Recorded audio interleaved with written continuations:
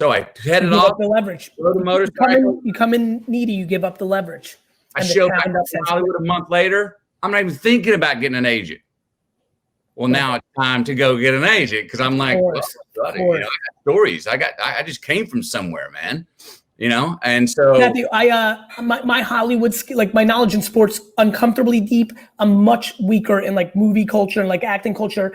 I obsessed with Dazed and Confused, like one of my favorite movies, and I'm not even a big movie guy. Yeah. There were so many of you in that film. I love those coming of age movies to begin with. This is probably a very basic question. I'm sure people like booing at me right now as they're listening to this. Did you get instant acclaim from that? And that was huge leverage? Was it a slow burn? No. Was it instant? Like what happened? Like movie comes out. You got me in the door. Got you in the door. It got me in the door. It got me. Got people curious. Got people curious, right? Yeah. Well, it gave me something for my resume. You know, the agent's not going to take a meeting with you. But it wasn't like it wasn't like tons of people reaching out and said, okay. No. It was Actually, more of a simmer. It wasn't an explosion. I had to find one agent and 3 said no. Okay. Even with that, where I thought you were fucking killer. I mean, that staying the same age line is like one of the great fucking lines ever. I call that a launch pad line. That's the line. I ended up working 3 weeks, but now I worked off of basically because Richard Linklater wrote that line. Oh, is that true? That was the line? That's the line. Yeah, who what's that guy? There's an encyclopedia on that guy. If he believes that that's what he loves about high school girls, he gets older the same age. That guy, there's a huge, very thick book on him. Yes, for sure. But anyway, I get a call from Don Phillips yesterday, and he's in the book. And mind you, he's in the book where how often do you talk to Don in real life now? Like it could run hot and cold, like sometimes 6 months? Every couple of months we check in. Every couple of months. And we met back in 92. But he's in the story, you know, I mean, I show up at his house when I first pull out to Hollywood on the 26-hour drive from Texas, and I show up and he doesn't answer the door, and I keep beating on the door. He shows up at the door with a boner, and it's basically like, hey, can you come back later? And I'm like, no, dude, I just drove 26 hours. So there were things in the book, and I called him before them being in the book. I said, look, I'm going to tell the truth of our stories. He's like, great, okay. We read the book, and I don't know. He's older. Sometimes people get older in their life, and they look back, and they're like, I didn't do that. Don't talk about me like that. Well, he didn't. He loved it. He goes, man, the book is so humble. It's so true. It's it's a lot of people this. I've had a lot of people tell me this. It's a Hollywood. Am I a celebrity? Yeah. Do I tell stories about some of Hollywood? Yeah. But a lot of people have told me this. One of their favorite things about the book is what it is not. I love that. I'm not a disher. I don't dish on people. I don't tell bedroom stories. And I always say this. That's why there's doors on the bedroom. That's none of your business. It wouldn't be decent. There are people that I could have named them in the story and would have thrown mud in their face, but I don't have a problem with them. That was who they were. We've forgiven each other. We moved on. I'm not gonna. I didn't play the stories, no names, but you create the story. Have any of those people reached out? Yes. That's cool. Yeah, they have, and in a cool way. Cool way. Mm-hmm. Yeah. Because the more you know, there's people. Like I said, there's people. There's places. Everyone's. I don't dish on anybody. I didn't feel like that. That isn't what I wanted it to be. When I first went to write the book, like I understand I got some equity as an actor. Somebody's going to buy the book because McConaughey wrote it. Some people won't buy it just because McConaughey wrote it. Either way, I remember saying this: hey, can you go put words on a page that are worthy of being signed by anonymous, but at the same time be only you could have written it? That's cool. The idea of where I was headed. How has been? Actually, I have a great question that I'm curious about. How is promoting a book, like doing this show? I've seen some other stuff on social. How is it? Or how is it different than promoting a movie? How, you know, any tidbit there that's kind of funny? Anything you've kind of picked up on? Here's my favorite thing. I wrote this one. I directed it. I produced it. Right. I don't have to prepare. Look, I've gone out and I'm honored with what I was able to put out. Yeah. I've chosen to sell movies before where maybe I didn't love the movie and it wasn't getting a great reaction. And I can tell if you saw it, you go, yeah, interesting stuff. It was cool. So anyway, McConaughey. Right. You've got to be a professional. Right. You didn't pick out 2 things that I'm saying that I wrote down that are my positive sort of go-to things to say about the movie. But now I don't have to prepare for any of this. I actually have a fun question. The movie that when you read it, Get ready to glow up. Pretty Big Sale is on from 4th to 16th December. 4,000. And this might be a tough question. I truly don't have a good sense of Hollywood culture enough to know if this is a tough question or not, but I'm going to ask it because I'm just genuinely curious. Because as a businessman, some of the ideas I have in my head, to then see how I executed it, I'm like, this sucks. And I control a lot of that. As an actor, you don't. Literally, you thought everything was going to be epic, and then it just didn't post well. The post-production, you're like, fuck, really? What movie were you most hyped about? And then you were like, fuck, man, that didn't go. And then in reverse, what movie were you, and by the way, it might be something you thought was gonna be an A++++ and was a B-. I'm not talking A and F. Yeah. And then in reverse, what movie were you were most, and whether it was your age and your wife, what's the reverse? So yeah, which one did you come in the hottest and were like, eh? And which one were you coming in with the most, I don't know, and holy fuck? Well, all right, let me answer this. All right, I could say this, man, to answer the second half. Dallas Buyers Club was a movie we made for $4.9 million in 25 days. Yeah, I remember. That was a movie that almost never got made, and we willed that into existence by now asking permission. And that movie, again, I claim I don't know a lot, but because it was such an epic one, and you were fucking insane, and it was so epic.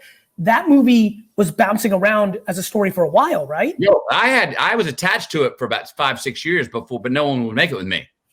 No one wanted to make it. I'm making it, again, my lack of knowledge, just putting up the money to do it? No one's going to pay for the money. Period. A period piece age drama with McConaughey in the lead? No. He's rom-com shirtless guy. That doesn't make any sense. No way. Right. Because you were coming off of that. Yeah. Kind of back. Yeah, you were in that place. Yeah. And by the way, as an actor, is that important? Are you sitting there and saying, fuck, if I don't show some other side, I'm rom-com to the end? Well, check this out, and you'll see when you check out this part of the book, and it's part of those affirmative ways to not to dwell, but to go into a penance to get out the other side.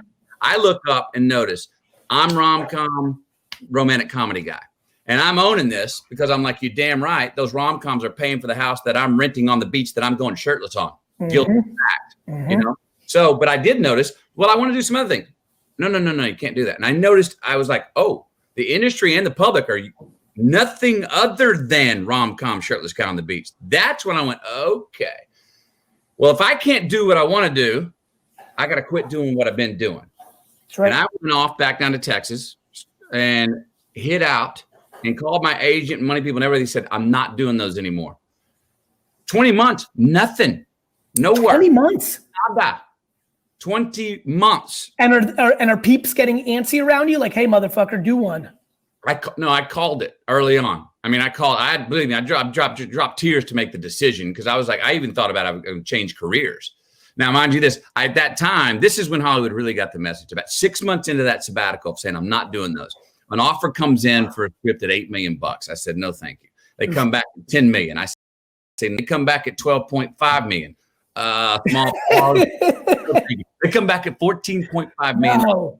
I say, let me read that script again. I read the script, GaryVee. Guess what? Now, it was the exact same words as the original offer, but I read that script again, and it was better written. It was, it was so better written. The $14.5 million well better. The 14.5, and you did it? But I said no. You said no. Said no. Was that movie made? Wait, real quick for fun. I love this shit. Was that movie made? No. Did not make it. They did not make it. Hey, by the way, on that note, one of my other favorite things about Hollywood that I don't know the stories the way I know sports.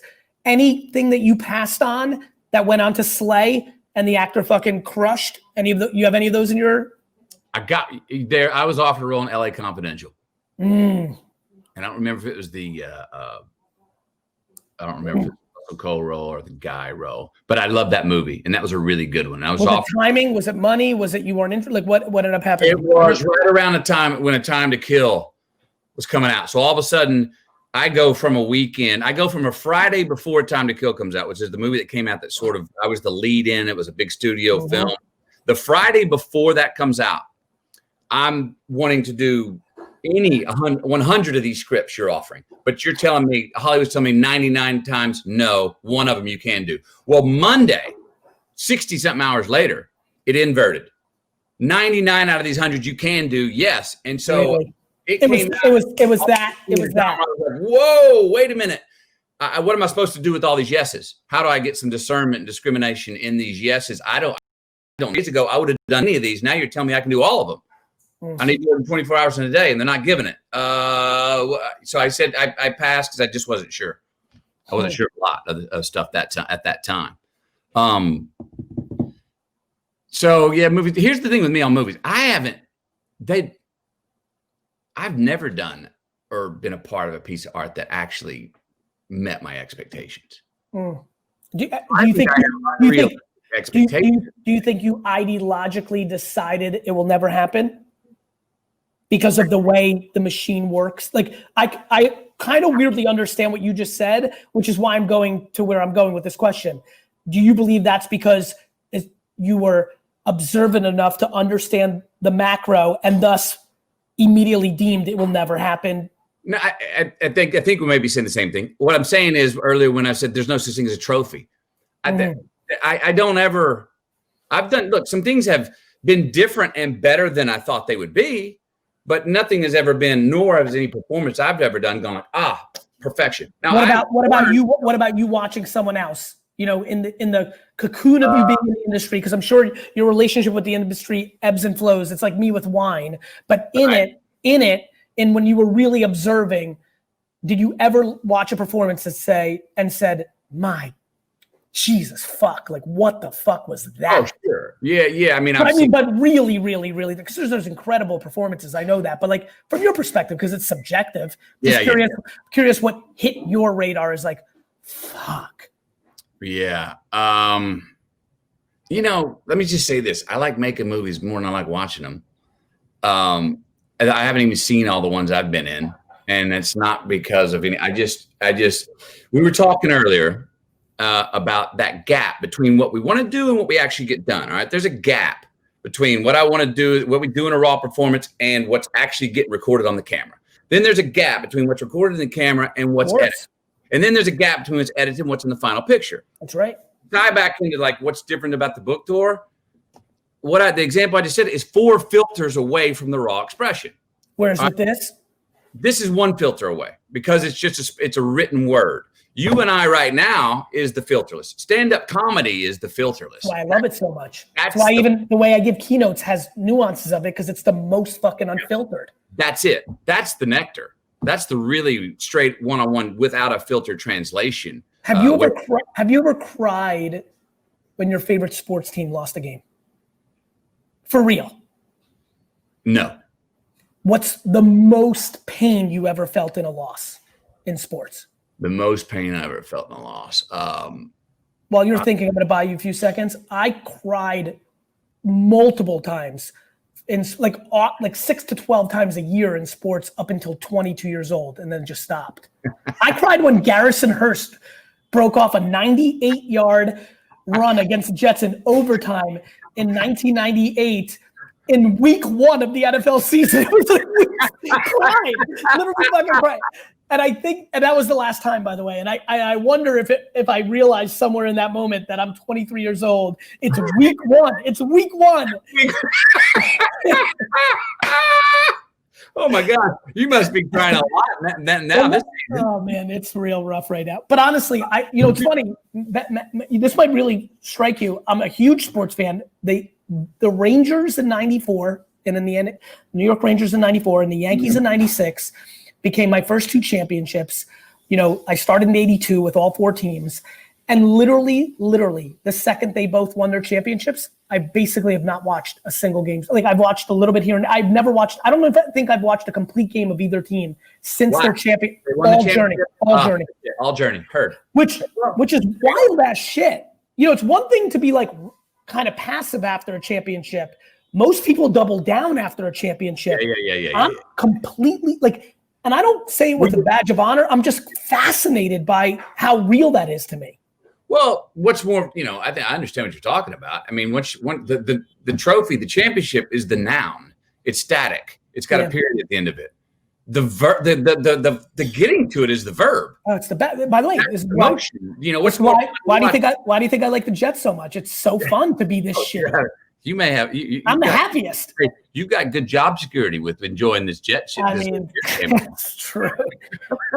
Now, talk to me about wine a little bit. I know that, you know, we've through the years have talked about that. Like, where are you in that journey? Like, you like it? You don't, obviously bourbon, you talk a lot about, you love that. Like, where do you sit with wine, if anybody?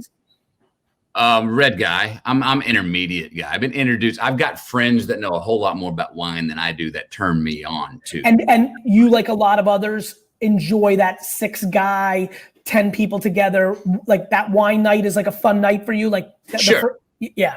Yeah. And like I said, I like to, you know, I'm also a fan of a little bourbon and some tequila as well. But no, in a finals match, bourbon versus tequila, is it bourbon wins or tequila win? Ooh, I don't know. I want to get to that one. That's a good one. I like that. You know, to go back to that other question you had a minute ago. Please. 2010, University of Texas national championship game against Alabama. Yes. Our quarterback